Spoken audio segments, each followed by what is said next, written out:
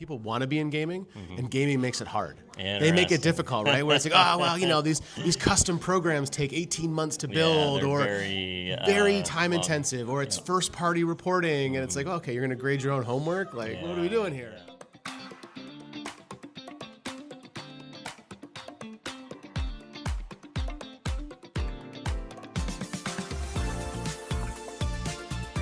What's going on, everybody? Welcome back to another edition of the Ad Podcast. We've got Nathan Lindberg in the house, who's the VP of Brand Partnerships at Overwolf. Nathan, thanks for coming on, man. Oh, okay. Happy to be here. Yeah, Miami, come on. April, this is a great time to be here. Not bad. Let's go. So for those who aren't familiar, what is Overwolf?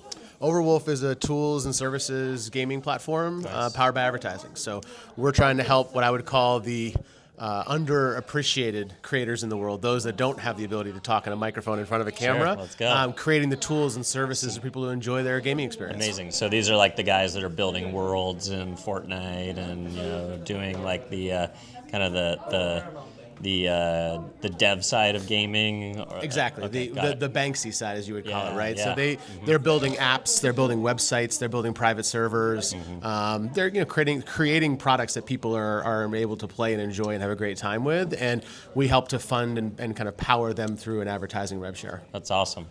So tell us about the state of gaming. How big is it? Why is it an opportunity? I think most marketers understand that they need to be there, especially if they want to engage with a modern, younger audience. But, I think some still maybe don't give it as much credence as they should. Why is gaming important? I would say, for me, what I actually find is that people want to be in gaming, and gaming makes it hard. They make it difficult, right? Where it's like, oh, well, these custom programs take 18 months to build, or very time intensive, or it's first party reporting, and it's like, okay, you're going to grade your own homework? Like, what are we doing here? That's tough. So what we found as a solution is being able to go to brands and advertisers and say, the gaming world is not an audience.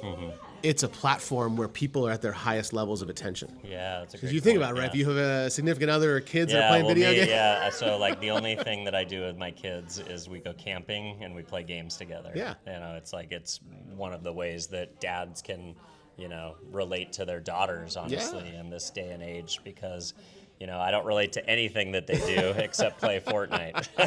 But you think about that, right? When they're playing, right? And you're like, hi, hello, right? As a dad, how many times you have to call their name out? 6, 7 times kind of thing. They're locked in. And so what we're trying to kind of explain to advertisers is that why you want to be in gaming environments is because that impression is that much more valuable because the user is locked in and not distracted. And so it's not about reaching gamers. It's about being in an advertising environment that's gaming. Because of that value. And so we've kind of flipped the narrative this week. We're here at Possible. We're talking about the value of Gamer Grid, which is our audience, kind of new audience DMP. And it allows brands and advertisers to find their audience in a high attention environment like video games. So it's flipping the script from saying, you have to target gamers, they're important, right? To, hey, it's like the same idea, find my consumer wherever they are, and now everybody plays games. Yeah, and what we've been able to do is build third-party reporting, third-party serving, all the normal IAB standard media is all built into how we do things. And so not only can an advertiser feel really good about that, but a creator who's building their own website or their own app and tool, they're getting up to 70% rev share.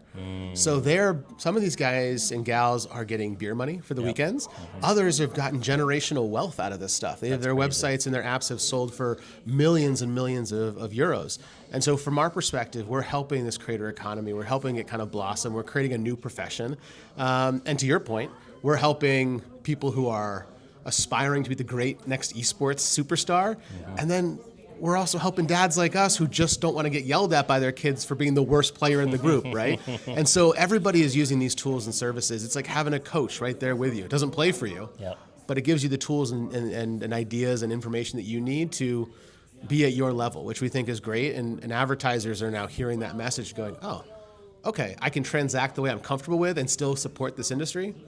I love the idea of that. That's interesting. So how do ads or advertising show up in these gaming environments? You talked a lot about like streamers and creative. So is this essentially, are you building like .coms and secondary portals for these creators where they can monetize their audience off of like the actual games that they stream inside of walled gardens, or Like, tell me, like, if I'm a what's the user experience for the person that sees these types of ads? Yeah. So if you think about it in terms of the use case, it's if I'm a builder, right? So I have built a PC desktop app. Yep. And this app sits either on the main screen and toggles back and forth, or it sits on a side screen and gives me information in real time of how I'm playing, what I'm doing, things I should be aware of, et cetera, et cetera. Yep. As a result of that, there are standard IAB media units in there. So it's almost like the kind of the cheat code or your dashboard for gaming, right? Yeah. It's there to coach you. It's not helping you play any better than you're already playing, but it might give you some tips of like, hey, your opponents have lost their last 5 games. They might be a little bit frustrated or a little bit off kilter. We have other apps and services that record your gameplay. So while you're playing, and then it'll use AI to then allows you cut it's like little focus highlights. Clips for games, kind of. Exactly, Yep. exactly. Okay. So lots of different tools and services. We have thousands of apps created by hundreds of thousands of developers, and then there's also people that are building their own websites. To your point, .coms. Hey, I really like Roblox, and I want a Roblox trading website. We have a company that is the official trading website that you can go in and find information to trade on. And those are where, again, you build it. It's your passion. It's your excitement. We'll help you monetize it. Very cool. So how important is possible to your guys' marketing calendar now? Honestly, it's gotten to be really fantastic. We came last year, felt like we were one of the only people talking about gaming, which made us... my first gaming interview all week, which is still kind of strange. Which right? I kind of love. Yeah. Like, I kind of love being unique. Yeah. No one's going to complain about Miami in April. Yep. But I feel like Possible continues to grow as a place of relevance. We do a lot of programmatic transactions, so we are seeing the value of being here part with of that ecosystem SSPs, to DSPs. talk to other partners. And so between that and all the brands that are here now in the Meet to Match program, we're finding that every year we're getting really great meetings with really smart brand people who are also seeking us out. I sat down with a brand marketer this morning, and he was like, he's like, wait, you guys are gaming, right? He's like, I've been trying to figure out my gaming strategy for years, and now I got to match with you, and we're going to figure it out. And it's like, that's the kind of thing that when we can have those meet to matches, those opportunities for that really easy connection point, it makes the next quarter of our lives a lot easier to be able to tell that story in a credible way. So Possible's been awesome for us. We've really enjoyed it.